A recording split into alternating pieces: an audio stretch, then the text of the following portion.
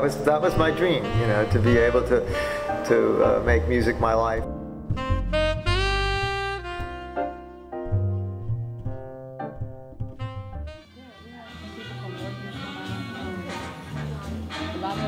So we're listening to the music of Count Basie.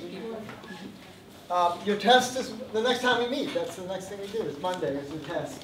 I have not graded the papers that you gave me on Monday. I started to, but I just didn't get finished. My name is Richard Samuel Fine. Everyone knows me by my middle name, Sam.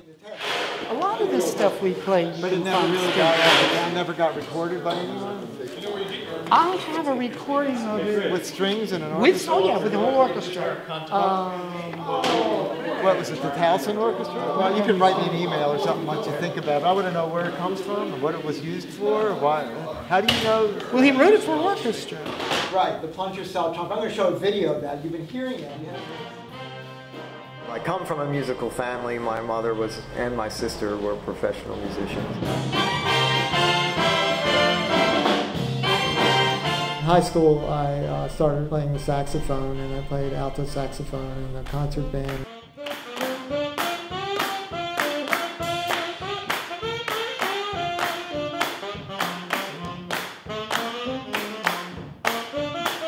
And when I got to college, when I was studying mathematics, I did play occasionally.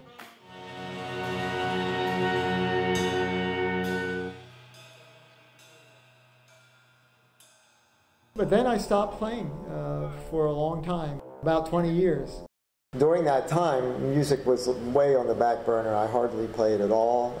My wife and I were raising 2 sons, and so I just didn't have time. I got into the information technology industry in the mid-'70s, worked my way through the ranks. I formed a company called the Apex Group with my 4 business partners.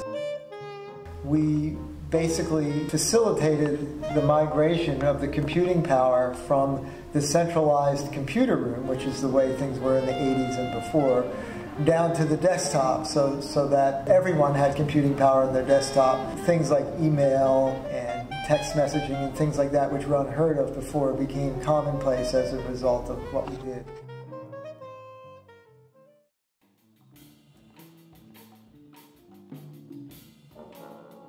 I always wished I could go back to music. I was always looking at a time in the future where I would be able to spend more time. When I sold my company, I was financially independent, and I decided to devote the second half of my life, so to speak, to music.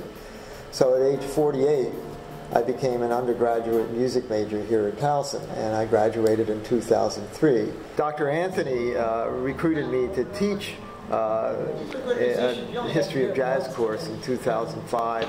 And so we listened to Lester Leeds Inch. It's only in the last 14 years that I've been kind of headfirst immersed in playing and teaching and doing things related to music.